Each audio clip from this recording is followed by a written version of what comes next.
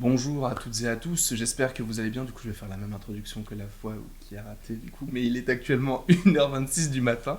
Donc, on vient de voir le film Black Panther Wakanda Forever en avant-première au Grand Rex. Encore merci beaucoup à Disney et à Marvel de nous avoir invités. Et je suis bien évidemment en compagnie du C, du G, l'étoile montante de YouTube. Comment vas-tu? Ça va très très bien. Merci de m'inviter sur ta chaîne pour parler de ce film-là qui, en fin de compte, était hyper attendu et par tous les fans.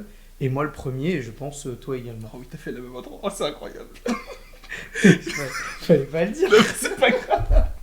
Et du coup, on est très content de vous retrouver aujourd'hui, sachant que donc, c'est une critique qui contiendra uniquement du spoil. Donc si vous n'avez pas vu le film et que vous ne voulez rien savoir, partez tout de suite. Sachant que normalement, je pense à l'heure où cette vidéo sort, possiblement que tu auras déjà sorti la vidéo et donc vous l'aurez en description. Sinon, dans le cas contraire, vous l'aurez un petit peu après ou alors vous aurez directement l'URL de sa chaîne YouTube, donc Comics Guardian bien sûr. Et normalement, sur ma chaîne, vous avez déjà eu une vidéo non spoiler qui est montée. Voilà, c'était l'une des promesses, une des seules promesses que j'ai tenues de la rentrée d'ailleurs, mais c'est déjà bien. Du coup, on va parler bien évidemment de Black Panther Wakanda Forever. On utilise le Stream Deck puisqu'il est à notre disposition. En quelques mots, en vrai, en un mot, Ouais. comment est-ce que tu le définirais ce film? Je dirais satisfaisant. Ok, d'accord. Ouais. Ok. Et toi? Je t'avoue, en vrai, j'ai pas réfléchi. Moi aussi, j'ai pas Oui, réfléchi. j'avoue, c'est vrai. En vrai, je saurais même pas choisir un mot en particulier. Je dirais.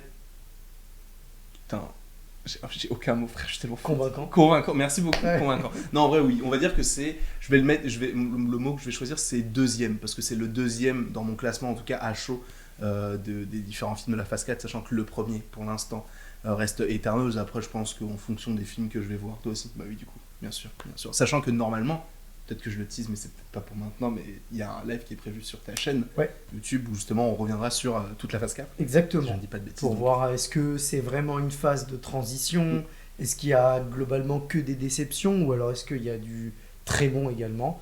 Voilà, c'est un petit peu ça.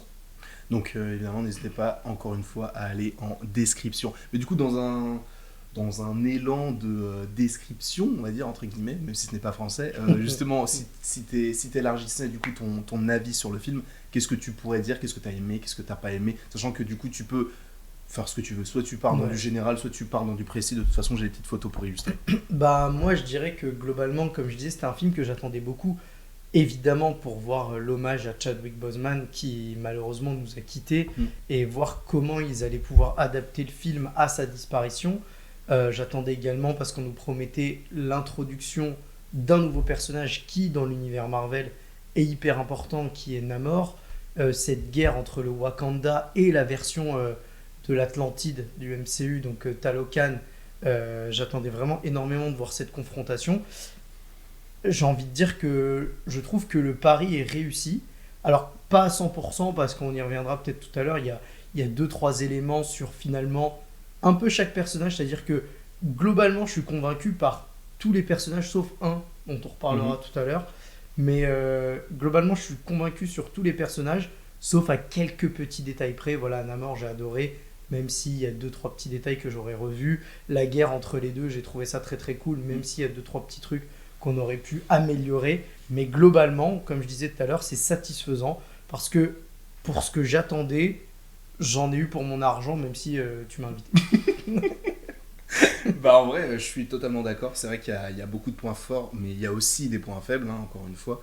Comme tu l'as dit, il y a des personnages qui sont un petit peu moins bien exploités que d'autres, ou en tout cas, selon moi, qui dénotent par rapport à un film qui est plus sérieux, Mm. par rapport au fait que bah, récemment, c'est vrai qu'il y avait pas une, enfin un ras-le-bol de Marvel, mais c'est vrai qu'on se disait que c'était un petit peu souvent la même chose, peut-être un petit peu trop d'humour, du She-Hulk, du Miss Marvel qui n'avait pas plu également, même si bon, pour le coup, nous on avait plutôt bien apprécié, ou encore du Thor Love and Thunder qui, bah, pour nous deux, n'était pas forcément le film de cette phase 4. Là, d'avoir un film qui était, a priori, en tout cas de prime abord, plus sérieux, plus Mm. politique, etc., c'était quelque chose qui me hypait un petit peu plus. Comme tu l'as dit aussi, il y a le côté aussi de l'hommage qui était Ouais. assez intéressant parce que c'est vrai que moi j'ai jamais caché le fait que j'étais pas pour un film Black Panther 2. Alors Black Panther 2, on supposait qu'il avait été du coup, enfin, il était préparé avant qu'on sache du coup la mort de l'acteur, mais ils ont continué à bosser dessus quand même en modifiant des choses du scénario. Donc c'est vrai que j'avais des craintes là-dessus, mais je trouve que Shuri réussit bien à reprendre le flambeau. Et même en vrai, comme c'est le cas même pour le titre, hein, le titre c'est Black Panther Wakanda Forever, mais le Wakanda Forever étant plus gros que le titre Black Panther, donc c'est ça aussi qui est intéressant, c'est qu'on évoque du Okoye, du Nakia, même du M'Baku, et c'est marrant parce qu'ils sont séquencés. Tu sais, on n'a pas souvent un petit peu d'un personnage qui est là du début à la fin, on a une partie sur Okoye, une partie sur M'Baku, une partie sur Nakia, etc. Et ce sont des personnages qui sont plutôt... qui était plutôt intéressant dans le premier film qu'on n'avait pas forcément bien revu dans les films annexes, même si Okoye on l'avait quand même pas mal vu à son échelle dans Infinity War et un petit peu dans Endgame, mais c'était tout. Donc c'était plutôt intéressant de ce point de vue-là, mais c'est vrai qu'il y a des défauts, notamment du coup Ironheart qu'on évoquera, enfin en tout cas pour notre part, hein, bien évidemment ce n'est que subjectif, hein, on n'est absolument pas obligé d'être d'accord avec nous. Voilà, tout simplement, sachant qu'on aura l'occasion d'en débattre, que ce soit dans les commentaires de cette vidéo ou encore dans les différents lives qu'on va proposer sur nos chaînes respectives. Et oui, du coup, comme tu l'as dit aussi, le personnage de Namor qui est une belle réussite. Moi, je t'avoue que je le connaissais pas des masses. Je savais que c'était un peu l'équivalent, entre guillemets, entre gros guillemets, d'Aquaman. Et j'ai pas été déçu du tout. L'aspect de la ville sous-marine, j'allais dire souterraine, mais sous-marine, avec du coup Talocan, comme tu l'as dit tout à l'heure. C'est très intéressant, même le lore autour, comment il l'explique, etc. Je sais que c'était bien implanté, c'était pas pour dire voilà mon histoire, c'était qu'il y avait vraiment un truc derrière. Et même visuellement, c'est vrai qu'on en parle aussi avec Mathéo et avec Winnie, etc. Du coup, après le film, c'est vrai que c'était quelque chose d'assez sombre. Donc on n'a pas bien vu tous les. D'ailleurs, je crois que j'ai une photo de la ville. De la ville, pas lui, je sais plus, je vais la retrouver. Elle est là, voilà. Par contre, on n'est plus, on n'est plus à la caméra. Plus que je vérifie juste ça, comme ça. Voilà, je glisse. Et c'est bon. Mais du coup, voilà, cette ville-là qui n'est pas forcément très lumineuse. Voilà, on sent que il y a eu les effets moi, spéciaux. Là où je trouve que c'est intelligent, ils ont joué le côté un peu plus réaliste que ce qu'avait pu faire DC. Je pense pour se démarquer aussi, parce que ce qui avait été fait dans Aquaman, c'était très joli. Moi, je trouve que c'est vraiment une belle réussite ce qu'avait fait James Wan pour l'Atlantide. Mais là, au moins, ils ont voulu faire autre chose qui, de prime abord, puisqu'effectivement, c'est une légende, l'Atlantide, hein, personne ne l'a jamais vu. Donc, de prime abord, comme ça, ils ont voulu jouer le côté plus réaliste, c'est-à-dire les fonds marins, effectivement, quand on les voit, c'est quelque chose de très sombre, c'est difficile de s'y retrouver, etc. Et ils ont voulu jouer ce côté un peu plus réaliste, même en y ajoutant, malgré tout, quand même un peu de lumière, comme on le voit sur la photo. Mais je trouve que c'est intelligent parce que ça permet, là où beaucoup de gens étaient en train de se dire on va comparer avec Aquaman, voir ce que ça donne, en fait, que ce soit dans même le fait qu'ils aient choisi un truc un peu inca, mexicain, hispanique, ça change de Aquaman qui est vraiment un Atlante, etc. Au moins ça leur a permis de se détacher de ce qui avait été fait du côté de DC, et les gens pourront pas vraiment comparer, même s'ils pourront quand même, parce que ça reste des fonds marins, etc. Mais je trouve que c'est intelligent d'avoir fait ça, même si mon cœur de fan de comics, on va pas se mentir, il me manque quelques petits trucs. On en parlait tout à l'heure, le fait qu'il dit Imperius Rex à la fin, il le dit dans sa langue à lui, ce qui est logique dans le film. Alors quand t'as les sous-titres, tu te dis ça aurait été cool s'il l'avait dit vraiment Imperius Rex. Maintenant, reste que les costumes sont magnifiques. Là, t'as mis une photo où on le voit en costume, c'est vraiment magnifique.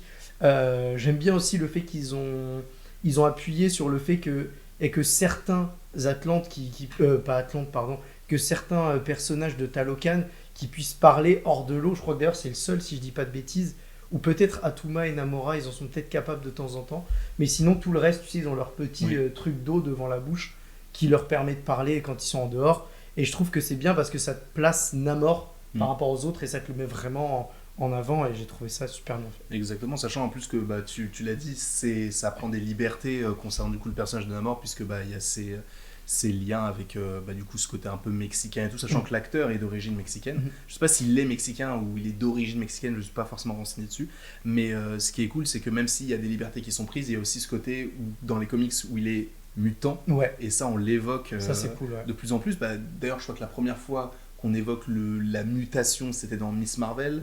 On avait déjà un petit peu évoqué les mutants dans Doctor Strange et The Multiverse of Madness avec le professeur Xavier, et là du coup on utilise encore une fois le mot mutant. En plus de ça, du coup 2023, je crois qu'il y a X-Men 97. Ouais. Donc en plus, enfin quasiment tous les ans, on a une nouvelle introduction. Donc je pense que c'est quelque chose qui arrivera supposément après Secret Wars, mais ce qui est cool, c'est qu'il l'implantent déjà maintenant pour la suite, donc ça c'est plutôt sympa. Et autre chose qui est intéressant avec lui, c'est qu'ils ont vraiment joué le côté accurate sur certains points, notamment les ailettes sur les chevilles, qu'ils auraient pu squeezer, tu vois, ils auraient pu, comme on le voyait sur certains concept art, où on voyait que c'était ses bottes où il y avait des ailes, ils auraient pu juste faire ça. Là, non, il a vraiment les ailes avec lui, et ça, je trouve que c'est très cool parce que ça reste un peu cheap, on va pas se mentir, mais je trouve que dans le film, c'est bien et ça apporte quelque chose parce qu'il y a des moments où quand il se bat, notamment quand ils attaquent le Wakanda, il se sert vraiment de ses ailettes, quoi. C'est pas juste pour faire genre on vous a mis les ailettes pour les comics. Vraiment, ça a un intérêt dans le film. Et ça, c'est bien.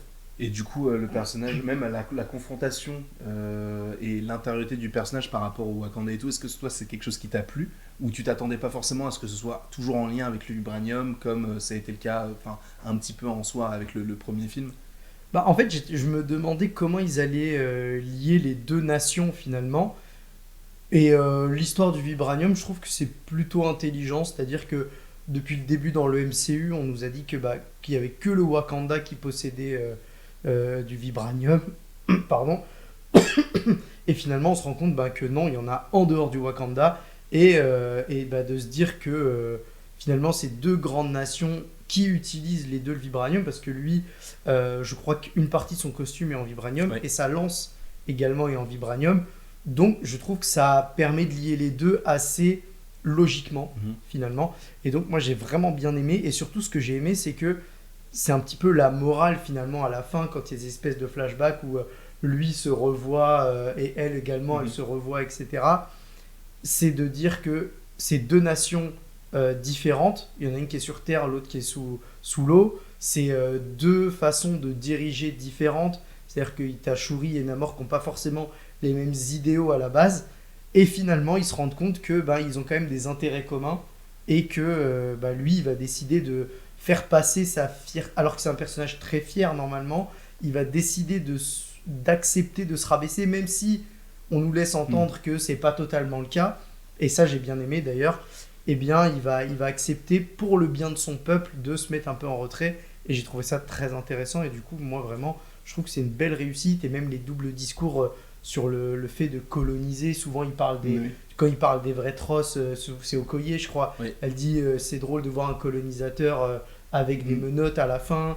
Ou même lui, quand il parle du fait que quand ils sont remontés à la surface, il a vu que l'endroit où il était né, je crois, où sa mère était née, je sais plus. En gros, il a vu qu'il y avait des gens qui maltraitaient d'autres personnes, etc. Voilà, les conquistadors. Donc je trouve que au travers des histoires un petit peu fantastiques, de parler de sujets aussi importants que ça, moi j'aime beaucoup. Ouais, en tout cas c'était hyper intéressant d'avoir ce point de vue-là. En plus, un côté plutôt historique qui n'est pas, en tout cas à première vue, en lien avec ce qu'on peut avoir sur du Black Panther. Donc ça c'était plutôt cool. Le côté conquistador et tout, son passé et tout était hyper important. Enfin, hyper intéressant également par rapport à la suite. Mais du coup, qu'est-ce que tu imagines aussi par rapport à la suite du personnage? Est-ce qu'on imagine un film sur lui? Est-ce qu'on imagine... Moi, je préférerais un special. Ouais. Parce que... après, c'est vrai peut-être en termes de budget, ça serait peut-être un peu compliqué, un special sur Talocan ou même sur lui précisément. Mais c'est vrai que de ne pas le revoir jusqu'à un Black Panther 3, ça risque de faire quand même pas mal de temps, sachant que pour l'instant, on a l'impression que toute la phase 6, voire 7 est bookée, même si la 7 on la connaît pas encore, mais t'as l'impression qu'il n'y a pas de place pour un film, en tout cas sur lui. Donc j'ai l'impression que les specials, ça peut être la nouvelle alternative à tous ces personnages-là qui mériteraient un film, mais qui mériteraient aussi une série, et du coup l'évoquer dans un film-série, entre guillemets, du coup un film sur Disney+, ça peut être plutôt... Ouais, je pense que c'est une bonne idée. Après, il y a aussi le fait que je trouve que ça tease quand même quelques petits trucs, c'est-à-dire que lui, à la fin, il dit... quand je sais plus qu'est-ce qu'il va, je crois que c'est Namora qui lui dit pourquoi t'as accepté de te mettre à genoux devant le Wakanda, etc. Et lui il dit arrivera le jour où c'est eux qui auront besoin de nous. Donc je me dis que comme on a eu ça, on a également maintenant, tout le monde connaît le Wakanda puisqu'il fait partie des Nations Unies, etc.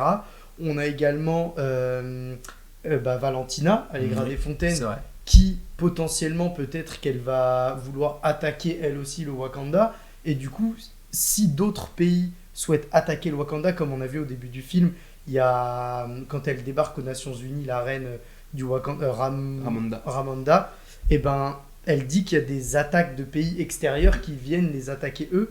Et du coup, je me dis que peut-être Valentina sera à l'origine d'une de ces attaques-là et que Shuri demandera de l'aide de Namor et qu'on pourrait le revoir à ce moment-là.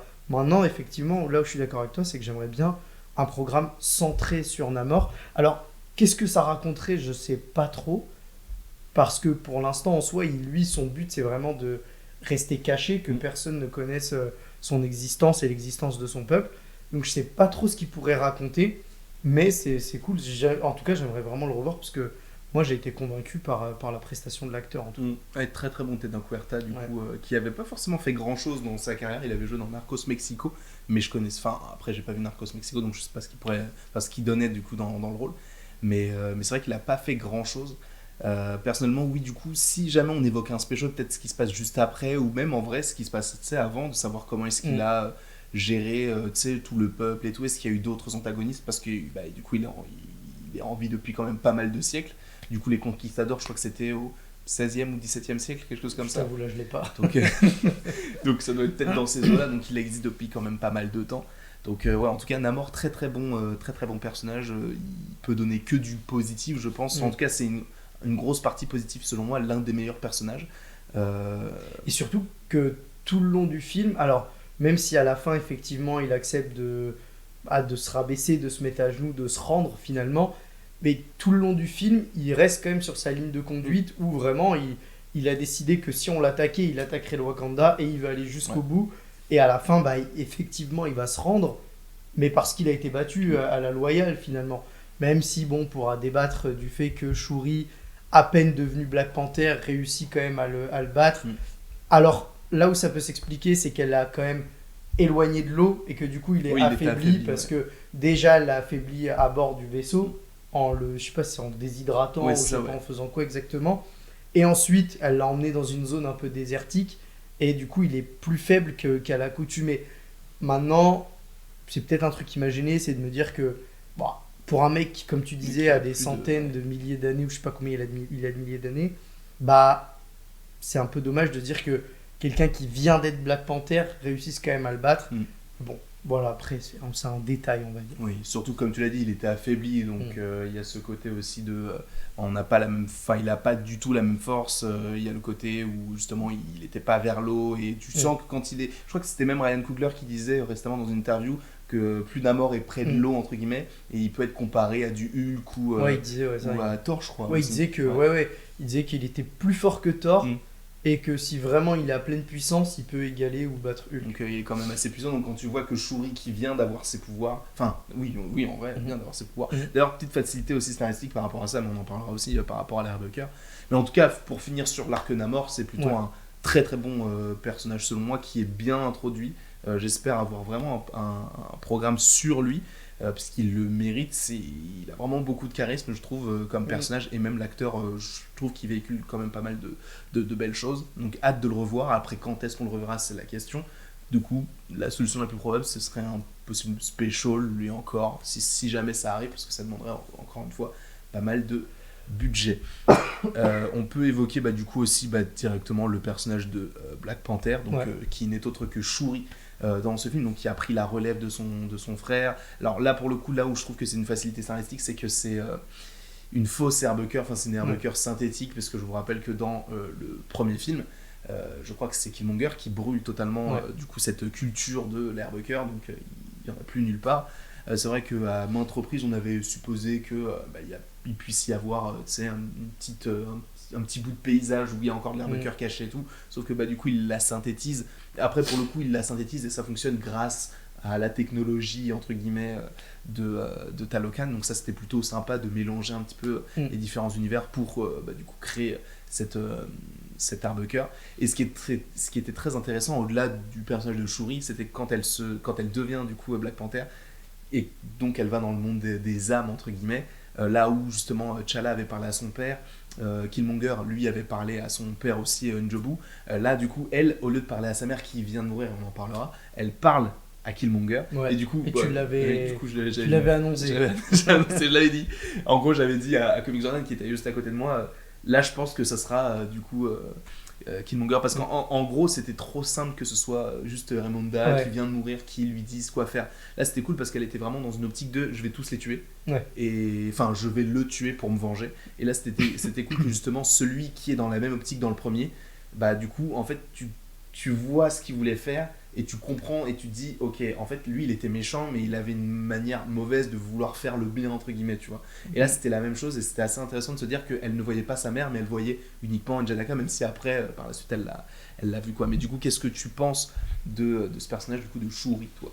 Bah moi je t'avoue que pour moi c'était la seule qui pouvait succéder à T'Challa, à Chadwick Boseman, parce que s'ils avaient été un autre homme, ça aurait été compliqué pour l'acteur.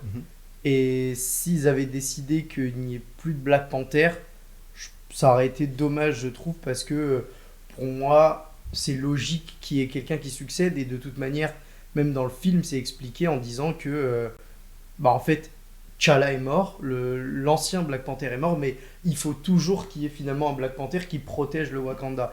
Donc, pour moi, c'était le choix le plus logique. Après, sur Shuri, alors moi j'avais très très peur par rapport au 1, où elle était vraiment à l'opposé de son frère qui était assez réfléchi. Elle était très dans la... Même si elle est très intelligente, mais elle était très dans la déconne, assez légère, etc.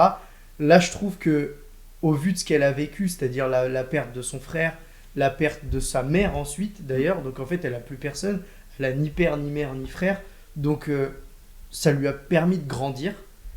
Ça, je trouve que c'est réussi sur ce plan-là. Après, elle a encore un petit peu, je trouve qu'il lui manque encore un petit peu de charisme à l'actrice. Je trouve qu'elle n'est pas encore totalement au niveau du rôle qu'elle doit incarner, c'est-à-dire être la Black Panther. Au niveau du costume, moi j'aime bien, et puis même ces touches de jaune qui, moi, pour le coup, me font penser à Killmonger. Du coup, ça fait clairement penser au costume de Killmonger. Donc, moi, j'aime bien ces petites touches de jaune, j'aime bien le costume. Elle est un petit peu fine, je trouve, dedans, mais même déjà l'actrice à la base est très très fine. J'aurais peut-être aimé un peu plus costaud, quoi. Mais globalement, je trouve que le perso est cool. J'aime bien le fait qu'elle garde aussi un petit peu son identité en ayant, tu sais, ces espèces de gants en point là, qui lui servent à se battre. Ça, je trouve que c'est intelligent. J'aime bien la relation qu'elle a avec les autres membres du Wakanda. Tu sens qu'en elle, il y a quand même une espèce de dirigeante qui sommeille en elle, une espèce de leader qui quand même au fond d'elle et qu'elle va le montrer au fur et à mesure. Maintenant, encore une fois, voilà, il manque peut-être encore un petit peu, mais c'est normal, elle vient de débarquer. Et je t'en parlais tout à l'heure, moi, le petit truc qui me manque, c'est que dans les comics, par moment, elle a sa petite fourrure autour de ses épaules. Et comme elle est très proche de M'Baku, j'aurais bien aimé que, tu vois, lui, il lui dise vas-y, tiens, ça c'est un cadeau de ma part, et qu'elle le mette.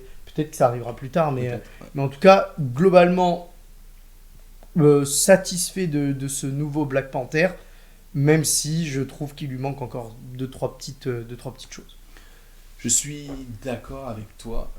Moi, j'ai juste aussi un problème avec, avec les techniques de combat qu'elle a. Je trouve que c'est trop rapide. Quand tu vois ce qu'elle fait dans Black Panther, c'est très cool. Hein. Elle a créé du coup, ces petits blasters, entre guillemets, qu'elle réutilise du coup dans celui-ci. Donc c'est cool, il y a une évolution. Mais là, tu as l'impression qu'elle se bat depuis des années alors qu'elle vient d'être Black Panther. Donc je veux bien qu'on ait le pouvoir en soi, mais le fait de savoir se battre aussi, c'est une autre forme de combat.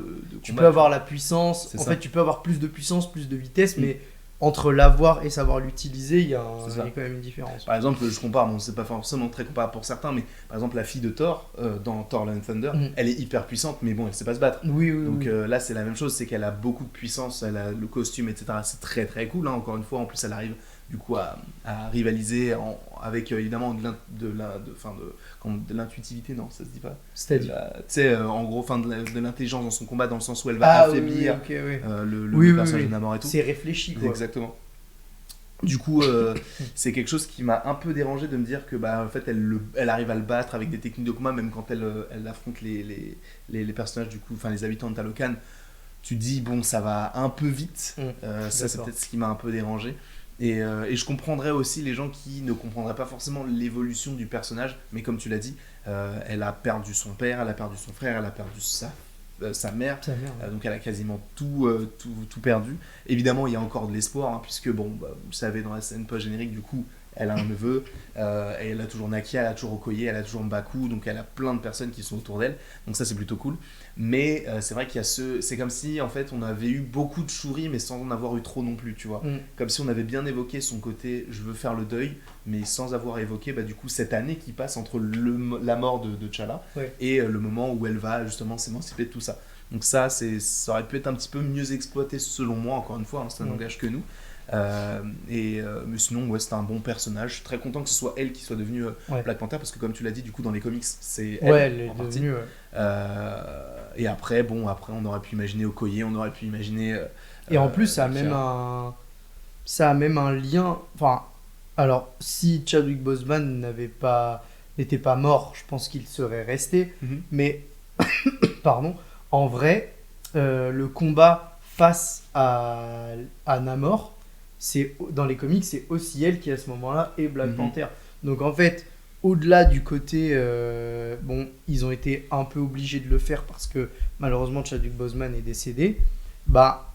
Il y a aussi un côté comics accurate parce que dans les comics, elle aussi est Black Panther à ce moment-là. Et d'ailleurs, moi j'ai bien aimé le fait que, alors c'est pas hyper bien exploité, mais en fait, si tu veux, au départ, je crois que c'est la première phrase du film, elle s'adresse à Bast au tout début quand elle veut sauver T'Challa, justement.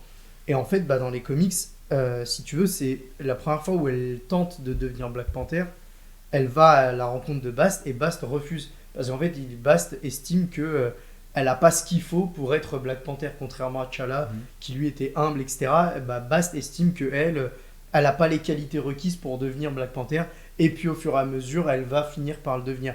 Donc moi, j'ai bien aimé ce côté-là. Et même elle, tu vois, au début, elle veut pas. Puis après, elle a cette discussion avec Killmonger, où ça lui fait naître quelque chose en elle. Et même quand elle se réveille après la discussion avec Killmonger, finalement, elle a obtenu la force, mais elle veut pas vraiment être encore Black Panther, tu vois. Donc moi, j'aime bien un peu cette évolution-là. Et oui, malgré tout, il y a quand même quelques défauts. On va pas se mentir. C'est sûr, et comme tu l'as dit, du coup, il y a du Killmonger. Tu l'avais aussi mentionné juste avant, tu avais du Valentina Allegra des Fontaines. Donc il y a quand même des petites surprises. Ça veut pas forcément dire qu'on reverra Killmonger. Je pense que c'était juste pour la référence. C'était aussi, ça servait à l'histoire. Par contre, pour Valentina, ça, je pense qu'on en parlera peut-être de notre côté en live, voilà. Parce que c'est pas forcément le propos. Pour le coup, moi, je m'attendais. Autant Killmonger, tu te dis, ça reste dans le même univers et tout.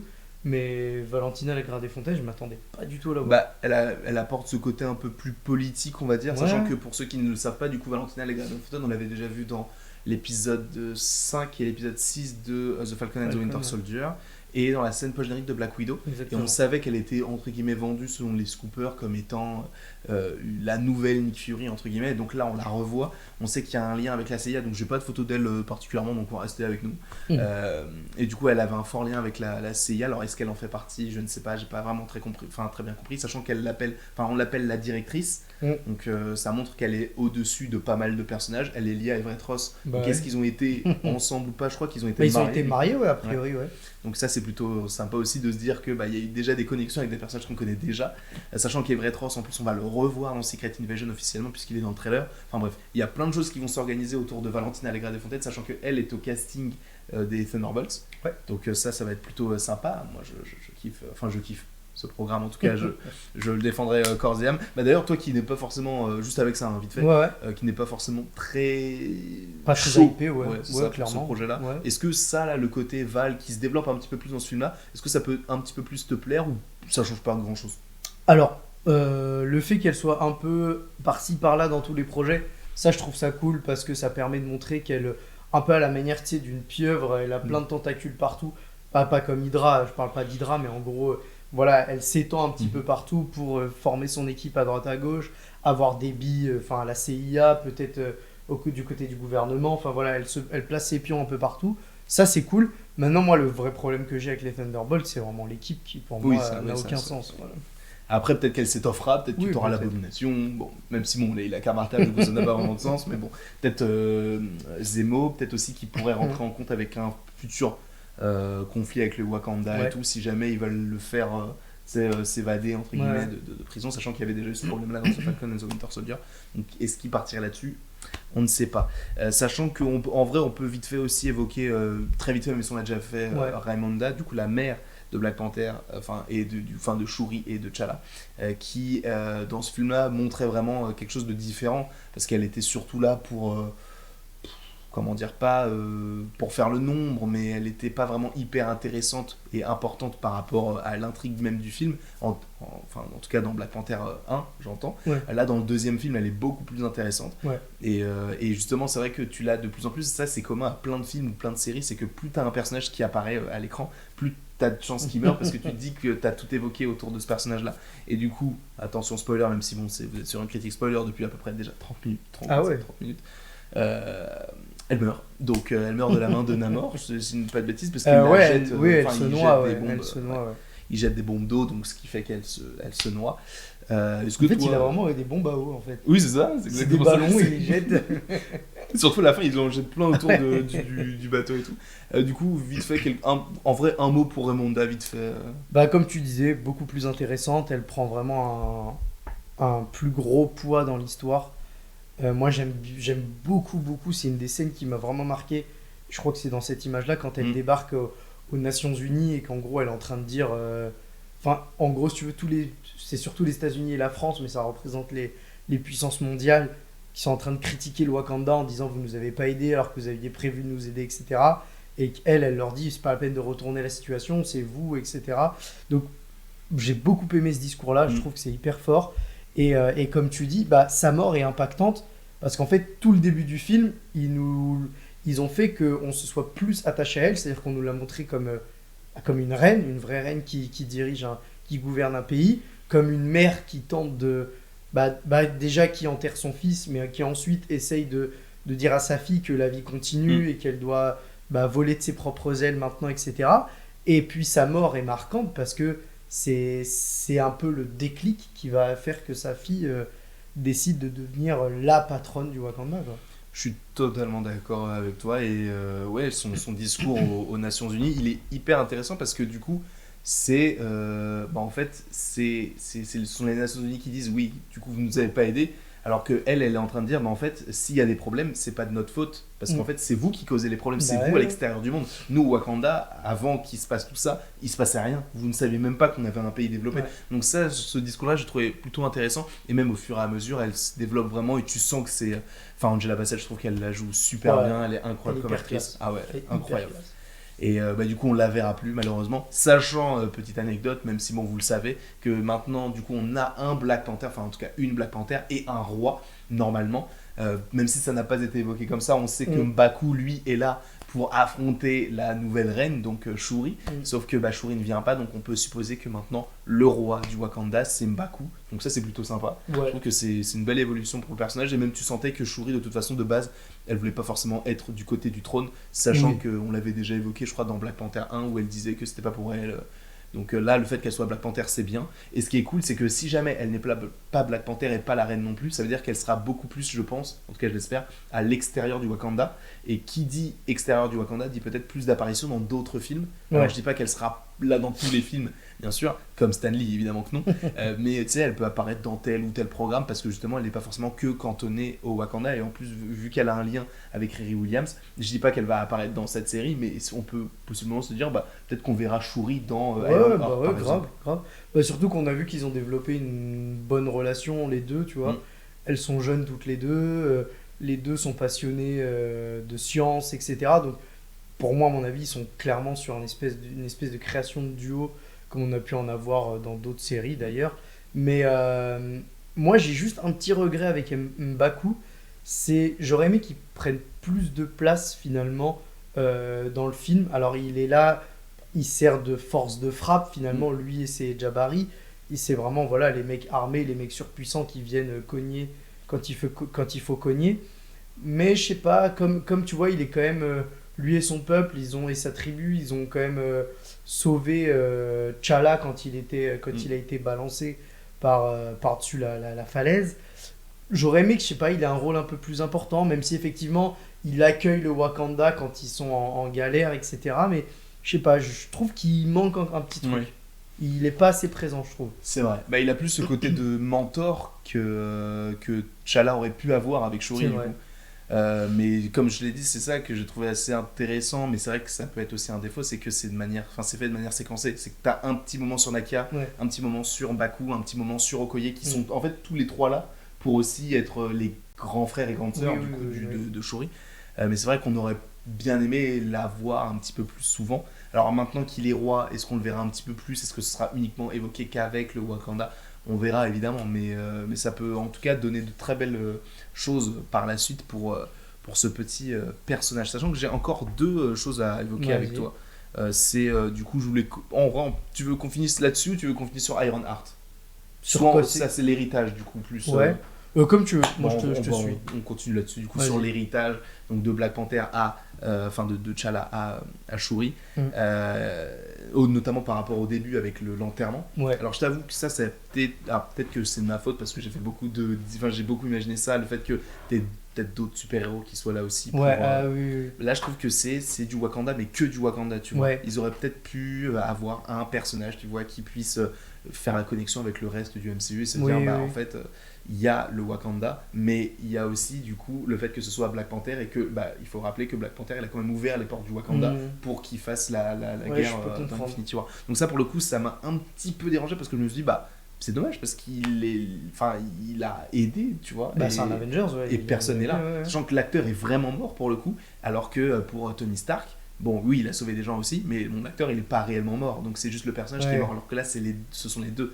Donc j'aurais aimé qu'il y ait un petit truc après, peut-être que c'est dans les coutumes, ils vont peut-être expliquer ça ce sont les coutumes, on veut qu'il n'y ait que le peuple Ouais, wakandais qui peut-être. soit là. Moi, je l'ai pris comme ça. C'est vrai que je t'avoue que là, quand j'ai regardé le film, ça m'a pas dérangé parce que moi, je voulais vraiment être plongé au cœur du Wakanda, voir la manière dont ils ont d'enterrer les morts. Et tu vois, il s'est présenté plus comme une fête. Alors, Mm.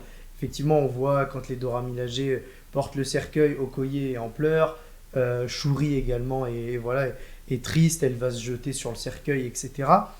Mais globalement, t'as vraiment l'impression que c'est plus une fête que un moment triste, j'ai Mm. envie de dire. Puis de toute façon, c'est eux qui le disent, ils disent tu ne meurs jamais vraiment, Oui, quoi. c'est ça. Donc c'est pas une fin en soi. Donc moi j'ai vraiment bien aimé. J'ai trouvé que bah on peut en parler plus globalement d'ailleurs, mais je trouve que les musiques sont excellentes. Ah, elles sont incroyables. Que ce soit les créations de Ludwig Göransson qui était Mm. déjà sur le 1 et qui revient pour le 2, excellent, toujours ces petits sons, ces petites percussions, ces petits chants tribaux, etc. Et à côté, même les musiques. Alors moi, pour le coup, ça, je suis pas très friand d'habitude, mais je trouve que là, ça marche bien. Les musiques plus que j'appelle playlist, où c'est vraiment des chanteurs qui Mhm. chantent, je trouve qu'elles sont bien choisies. Tout à l'heure, on en avait parlé, le moment où elle construit Ouais. son costume et qu'en parallèle, il y a Riri Williams qui elle aussi est en train de faire le sien, etc. C'est top. Le thème chanté à la fin de Rihanna, j'adore aussi. Donc vraiment, je trouve que la musique est excellente. Et pour l'héritage, je trouve que c'était réussi. Et je m'attendais pas, tu vois, à ce que la mère meure Mm. et qu'on ait un Ouais. deuxième enterrement. Et je trouve que ça apporte encore plus de poids au fait que Shuri est finalement la dernière représentante, tu vois, celle qu'on connaît depuis le début. Mm. Et je trouve que ouais, c'était vraiment réussi. Moi, j'ai vraiment bien aimé l'hommage. Mais plus t'avances, enfin après ça c'est peut-être quelque chose qui pourrait être reproché parce que voilà, là on donne quand même pas mal d'arguments qui sont positifs, après on parlerait d'Ironheart donc ça va changer, mais c'est vrai que c'est aussi un schéma qui est commun à pas mal de personnages, le fait de tout perdre, c'est le cas de Thor, Oui. c'est le cas d'Iron Man aussi qui a quasiment tout perdu et tout, donc ça c'est vrai que c'est peut-être quelque chose qu'on peut reprocher au personnage de Shuri qui perd son père, sa mère et son frère. Là pour Thor c'est exactement la même chose du coup. C'est peut-être un des seuls points positifs de She-Hulk, c'est quand elle en parle à Kevin, tu sais, quand elle rencontre Kevin Feige, entre guillemets, et qu'elle dit oui, il faut tuer. Enfin, genre tous les super-héros, c'est pareil, ils ont perdu leurs parents, etc. Effectivement, on est un peu dans ce schéma-là qui est très classique, mais qui, quand c'est bien fait, en fait, tu vois, genre, moi, le début, j'ai été tout de suite emporté, parce que déjà, tu rentres, t'es dans une action directe, c'est-à-dire que elle tente de sauver son frère, et finalement, et puis, quand tu as l'image de la reine qui débarque et qu'elle comprend que c'est terminé, son frère est mort, je trouve que moi c'est hyper fort. Et derrière, tu as tout l'hommage en musique, etc., qui est à la fois grandiose et minimaliste, parce que tu sais, quand elles sont dans l'espèce de forêt où elles sont genre 5-6 autour du cercueil et ensuite t'as la grande fête, moi j'ai vraiment bien aimé. Après, je peux comprendre que certains vont se dire qu'il a pas eu un hommage plus global, un peu à la manière de Tony Stark, mais moi franchement ça m'a pas dérangé. Sachant qu'en plus, ça c'est quelque chose d'assez osé d'avoir commencé avec la mort. Parce que moi je pensais qu'ils allaient juste dire qu'il était mort plutôt que de dire il est en train de mourir. Ah oui, je vois. En vrai, je me suis dit, ok, d'accord. C'est pas quelque chose qui m'a plu ni dérangé, c'est juste que je me suis dit, bah. Mais par contre, tu vois, moi ça m'a pas gêné, mais j'aurais pas aimé qu'on le voie. Ah oui, non, ça, oui, non. Alors tu vois qu'il soit dans le costume et qu'on le voit agoniser, etc. Je pense qu'il l'aurait pas fait parce que ça aurait été de mauvais goût, mais vraiment, moi ça m'a vraiment plu. Ouais, j'ai vraiment bien aimé le départ. Et là, on va passer du coup au côté un peu plus négatif, on va dire. Selon nous, parce selon que nous, peut-être que des personnes vont aimer le perso. C'est vrai que à la sortie du coup du cinéma, on a eu la chance de pouvoir parler à des personnes qui ont vu le film, etc. Et quand on disait que nous, on n'avait pas forcément apprécié ce personnage-là, donc d'Ironheart, les gens se disaient ah bah moi j'ai bien aimé. C'est vrai que en vrai, elle a plutôt bien. Surtout nous, je crois que nous n'avons pas forcément aimé ce personnage. Il y a 2-3 autres personnes qui ont trouvé qu'elle était un peu pas insupportable, mais qu'elle en faisait peut-être un poil trop, quoi. Mais après, oui. Les goûts et les couleurs. Hein. Sachant que du coup, ce personnage-là, qui est donc joué par Dominic Thorne, devrait avoir sa série solo en 2023, et c'est ce que j'ai dit du coup à la fin du film. J'ai regardé Comics Guardian, je lui ai dit le film très bien, Riri Williams 0. Ouais, c'est vrai. Et c'est exactement plus ce que je t'avais dit par rapport à Morbius. Quand on l'a vu, j'ai dit Morbius c'est 0. Après, peut-être que je dis ça parce que c'est à chaud et je m'attendais pas à ça, mais je trouve que c'est vraiment le personnage qui va dénoter tout. Tu vois, je trouve que là pour le coup sur ce personnage-là il y a trop de facilité. Alors je veux bien que ce soit un génie, mais le fait de dire que c'est cette personne-là qui va créer une machine, là je veux bien, mais tu sais qu'elle crée une machine, mais en fait c'est un devoir et du coup tu sais même pas comment ce devoir arrive aux yeux, entre les mains de l'État et du coup ils l'utilisent et tout. Ça, je trouvais que c'était un petit peu tiré par les cheveux, surtout pour exploiter ce personnage-là qu'ils auraient pu introduire même en vrai dans sa série solo, tu vois. Et même à la limite, s'ils l'avaient introduite de cette manière-là, juste elle est là, elle a créé cette machine, mais qu'après on la revoit plus, ça m'aurait même pas dérangé parce que tu vois, l'affrontement qu'il y a entre les Atlantes et le Wakanda, à la toute fin, je l'ai même pas senti, le fait que ce soit elle l'élément déclencheur, tu vois, de tout ça. Ouais, je vois ce que tu veux dire. Enfin, je trouvais que c'était un petit peu dommage. Mais bon, après, il y a le côté aussi humour que j'ai trouvé un peu lourd de temps en temps, où tu sentais que c'était vraiment trop à chaque fois, c'était une vanne, plus une vanne, plus encore une vanne. C'était même pas forcément de la vanne, c'était vraiment même pas du second degré, c'était de l'humour, mais qui arrivait genre un peu comme de l'étonnement, comme si c'était un peu un enfant qui découvre un nouveau monde, ce qui est normal. Mais je trouve que ça dénotait un peu avec un film qui était de base très très sérieux, quoi. Je suis d'accord avec toi, je pense que c'est aussi une volonté des scénaristes via ce personnage-là, peut-être d'apporter un peu de légèreté à un film qui est finalement très lourd émotionnellement, c'est-à-dire entre les morts, entre la guerre, entre les deux peuples. Je pense que le personnage était là aussi pour être introduit dans le MCU, bien évidemment, mais aussi pour apporter ce côté un peu plus léger, un petit peu plus fun, peut-être aussi un peu de nostalgie, de la technologie Stark, etc. Revoir une armure volée, tu vois, c'est cool quand même de revoir quelqu'un voler, etc. Maintenant, où je suis d'accord avec toi, c'est que par moment, moi j'ai trouvé que elle en faisait un peu trop. Je suis pas convaincu par... Et c'est un peu à l'image de ce qu'elle est dans les comics, c'est-à-dire que c'est un génie, elle est plus intelligente que tout le monde. Tu vois, là par exemple, elle choque même Shuri qui est censée être hyper intelligente. Même elle est choquée de voir qu'une gamine comme elle a réussi à faire tout ça. Et c'est un peu ce qui lui est reproché dans les comics, où en mode, en fait, elle est tellement intelligente qu'elle fait passer limite Stark, Richards et tout pour des rigolos, alors que bon, les mecs c'est quand même des cerveaux, quoi. Donc voilà. L'armure, je suis clairement pas convaincu, je sais pas ce que les gens vont en penser, mais franchement, je préfère son armure faite maison que l'armure qu'elle a à la fin du film qui fait vraiment cheap. Ouais, c'est cheap, et puis on dirait que t'as une espèce de jeu vidéo. En fait, t'as l'impression d'être au salon des nouvelles technologies, et tu sais, les robots blancs là qui tu donnes des ordres et qui te font des coucous, etc., qui ont les yeux ronds et tout là.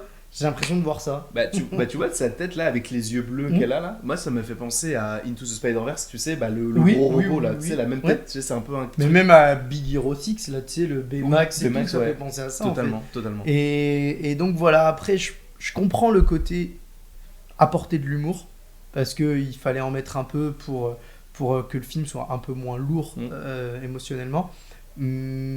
Par contre, ce que j'ai bien aimé, c'est les scènes. Tu vois, dans les trailers, c'est le truc qui me gênait, mais dans le film, j'ai trouvé cool, et elle en fait partie, c'est pour ça que je voulais en parler.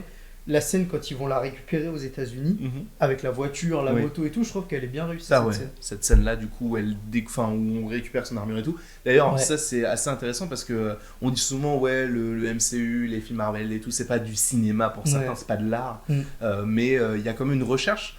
Pour ceux qui voudraient s'informer un petit peu plus dessus, sachez qu'il y a quand même pas mal de plans séquences. Alors pour ceux qui ne savent pas ce que c'est, un plan séquence, c'est un plan qui ne s'arrête jamais, entre guillemets, ou en tout cas on ne voit pas la coupure, et ça a été le cas notamment, ça a été un long plan séquence, en tout cas le moment où elle découvre la voiture, elle découvre tout le truc, c'est vrai. Ça a été jusqu'au moment où ils sortent, où elle défonce la porte en moto, je crois. C'est ça, Shuri. Et du coup c'était un faux plan séquence parce qu'à un moment donné les lumières s'éteignent et du coup tu sais qu'ils ont cut là et qu'ils ont repris après. Mais du coup ils ont fait même ça, le plan du tout début quand on apprend que du coup T'Challa est décédé.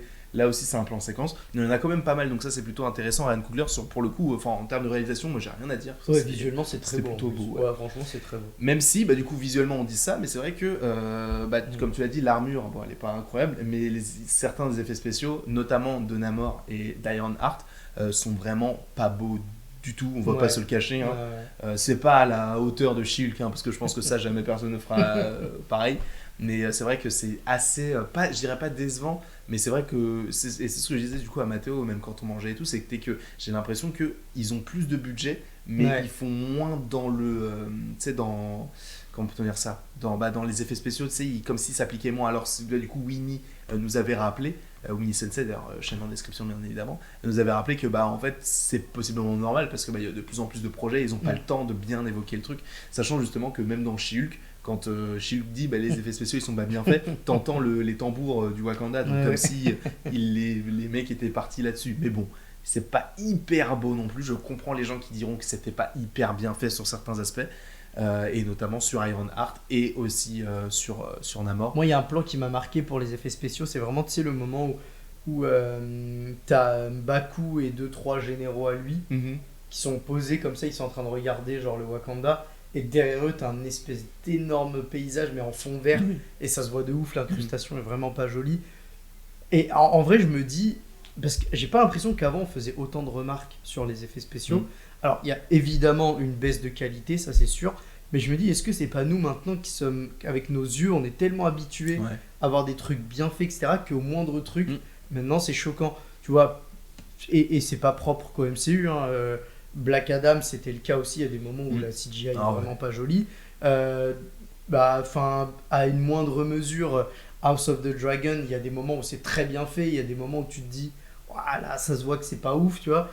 Donc en fait je sais pas si c'est notre œil qui est devenu trop exigeant, ou alors c'est sûr il y a une baisse de qualité, mais est-ce que la baisse de qualité est aussi énorme que ça, ou alors c'est nous qui sommes devenus peut-être un peu trop exigeants vis-à-vis des effets spéciaux, je sais pas. En vrai je pense qu'il y a les deux, parce qu'en fait on est tellement allé haut dans la recherche de réalisme, surtout avec Avatar et tout, que c'est pas... En fait, on en demande autant, mais d'un côté, inconsciemment, on en demande encore un peu plus, parce qu'on se dit, par exemple, Avatar, c'est super bien fait, mais c'est sorti il y a 13 ans. Donc là, par exemple, le trailer du deuxième est sorti, il y a des moments qui sont pas hyper beaux, et pourtant, il y a 13 ans, on se serait dit, putain, mais c'est incroyable, tu vois. Donc je pense que peut-être l'œil s'habitue à une forme de réalisme, entre guillemets, et je pense aussi, ce qui joue, c'est peut-être aussi le fait qu'on soit tout le temps sur des écrans.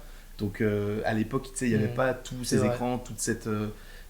tous les films qu'on peut voir de telle ou telle manière et tout, donc peut-être que ça aussi, peut-être que ça peut jouer, je suis pas sûr, mais c'est vrai que c'est sur ce point de vue là, de moins en moins les films sont, en tout cas de plus en plus les films sont de moins en moins bien faits selon moi, en tout cas du côté du MCU. Après il y a des films qui sont très bien faits, même dans Infinity War en vrai, qui était très bien fait, pour le coup Thanos c'était incroyable, mais il y avait des petites scènes, notamment je me souviens de la scène où Thanos prend le collectionneur et le jette dans une petite cage, c'était super mal fait, on va pas se le cacher, c'était super moche, et pour autant le reste était super bien fait et tout ça. Donc là c'est pareil, t'as des moments dans Wakanda Forever qui sont très bien faits, et d'autres qui sont vraiment tu fermes les yeux un peu et tu profites quoi.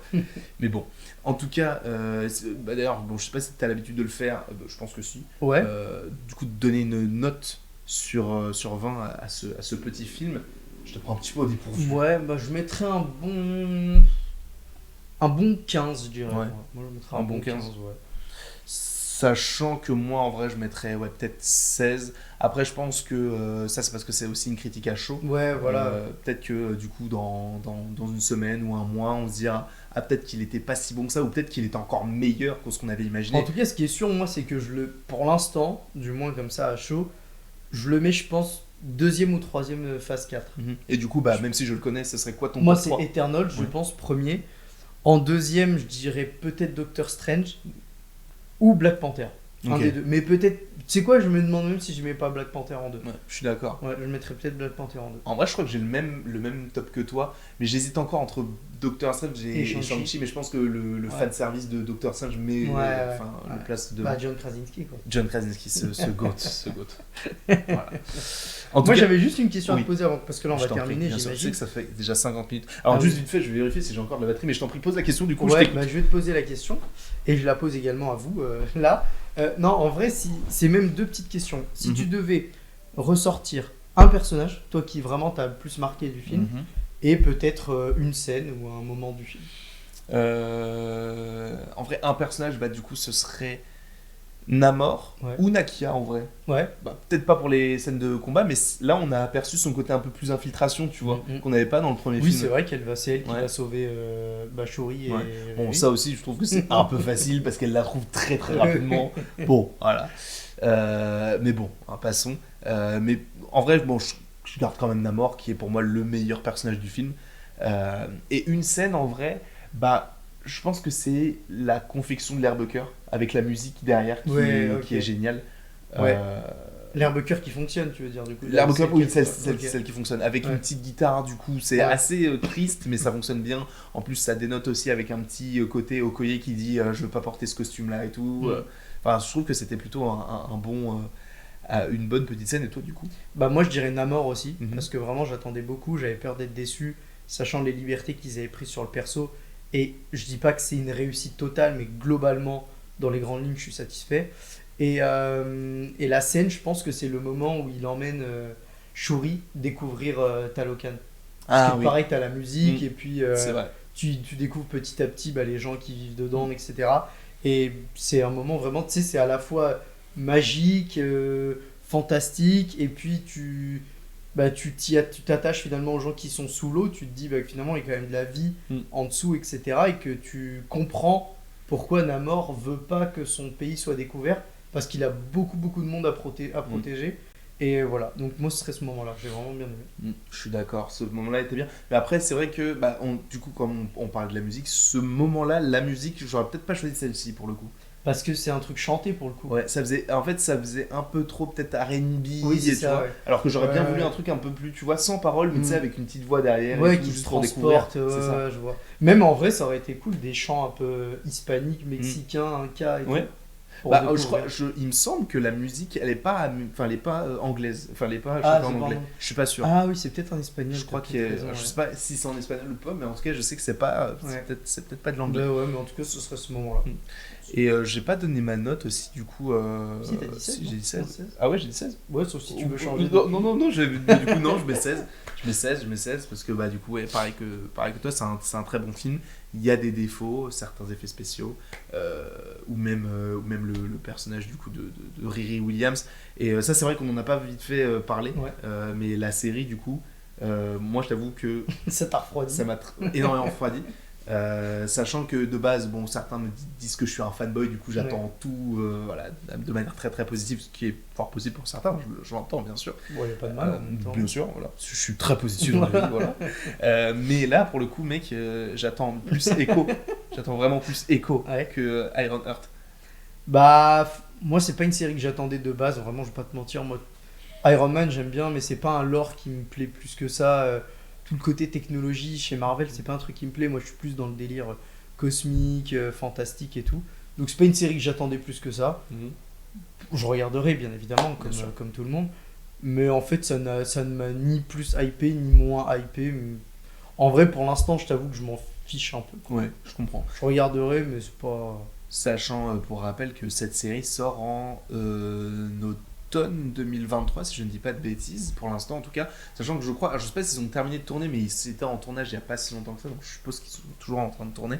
Bon, moi je me dis par rapport à la fin du film, ils peuvent essayer de faire une petite connexion avec Black Panther en mettant du Shuri, ou sachant qu'elle est un peu, enfin maintenant elle peut Ouais. aller un peu partout, donc voilà, Oui. ça peut être plutôt sympa. Mais j'ai peur dans le sens où ça mélange c'est le personnage là que j'aime pas spécialement pour Ouais. l'instant, et le côté un peu magique Ouais. que j'aime bien, mais bon. Oui, parce que c'est là où il y avait des rumeurs de Mephisto, etc. C'est ça. Ouais. Mephisto joué par l'acteur de Sacha Borat, Baron du coup, Cohen, ouais. exactement.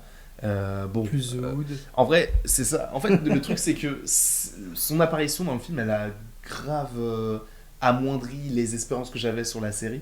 Parce qu'en vrai, je m'étais dit, bah, Sacha Baron Cohen, tu vois, il a un côté un peu enjôleur, tu vois, ça peut passer en diable et Ouais, beau tout. parleur C'est ça. et tout. Ouais. Sauf que si tu rajoutes l'Iron Heart là qu'on a eu là, plus Anthony Ramos avec sa cape en cuir pourri là, plus Mephisto, Ouais. qui est joué par Sacha Baron Cohen, qui je crois pourra apparaître dans 2 épisodes, si je dis pas de bêtises. T'as peur selon que les ça rumeurs. tourne à la rigolade? Bah, ouais. Ouais. J'ai peur que ce soit, tu sais, un truc et même très cheap. Parce Ouais. que magie, déjà, on voit comment ça rend dans un film, Iron Heart, mais alors, Iron Heart plus de la magie Ouais. dans une série, donc Mm. moins de budget, j'ai très peur. Je t'avoue, j'ai Ouais, très peur. Non, écoute, on va prier pour que ce soit bien. Ouais. Ça fait quasiment 1 heure du coup qu'on parle. J'espère en tout cas que cette vidéo vous aura plu. Nous on va aller dormir parce qu'il est Ouais. 2h22. Bah, merci pour l'invite. Merci à toi pour d'avoir été présent. Ça me touche énormément que tu sois. Moi aussi, ça me touche. Oh oui, ah oui, Je te touche. ah oui, tu me touches, ah, tu me touches, ah oui. Quel plaisir. Je remercie aussi Eddie, du coup le serial blogueur, parce que c'est Ah lui oui. qui m'a acheté ce pull du Wakanda. C'est vrai. Enfin, il a pas acheté Wakanda, je vous rappelle que le Wakanda n'existe pas. En tout cas, pas pour certains Américains, ça existe. Mais en tout cas, je vous remercie grandement d'avoir regardé cette vidéo. N'hésitez évidemment pas à aller sur la chaîne de Comics Warden qui fait des vidéos évidemment de qualité. Et la dernière vidéo que tu as sortie, c'était sur le sabregalactique.fr, si je ne dis pas de bêtises. C'est vrai. Et, N'hésitez pas à utiliser le code Comics Bien sûr, il en a déjà vendu un. J'en ai vendu un. Et du coup, bah, normalement, bah, tout dépend du moment où il sort sa vidéo, mais soit elle est déjà sortie, soit elle va sortir. Ouais. Mais donc il sortira sa critique, donc avec supposément plus de détails, parce que là c'est vrai qu'on a quand même pas mal parlé, mais c'était aussi nos 2 avis. Ouais. Donc peut-être que là du coup ça vous plaira plus, sachant que je suppose, en tout cas je l'espère, que tu es là du coup dimanche soir. Ouais, normalement, On a je serai là pour ouais, l'after. pour l'after. Ouais. Parfait. Avec grand plaisir. Du coup 100% Marvel dimanche soir et l'after du coup à 22h. N'hésitez évidemment pas à nous rejoindre. Du coup, allez en description pour aller suivre Comics Warden. Je vous fais d'énormes bisous et il ne me reste plus qu'à vous dire à la prochaine. Pour la prochaine. Oh oui, tu l'as dit avec moi.